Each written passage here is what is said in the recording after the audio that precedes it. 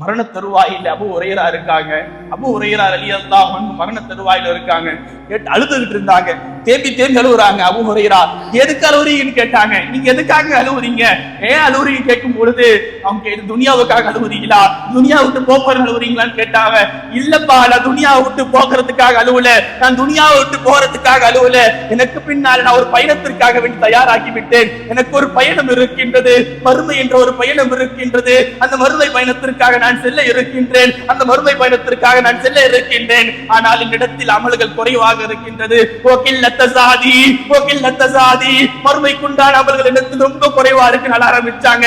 யார் அவர்கள்? அபூ ஹுரைரா யார்? என்னை விட சிறந்தவர்கள் அவர்கள். அபூ ஹுரைரா யார்? என்னை விட சிறந்தவர்கள். உலகத்தில் அதிக ஹதீஸை அறிவித்த அபூ ஹுரைரா அழுவுகின்றார்கள். என்னிடத்தில் ரொம்ப குறைவா இருக்கு அமல் அழுதாக. நம்ம கிட்ட அபூ ஹுரைராவோட அமல் அதிகமா இருக்கோ, அதனாலதான் நம்முடைய கண்கள் அளவில்லையோ?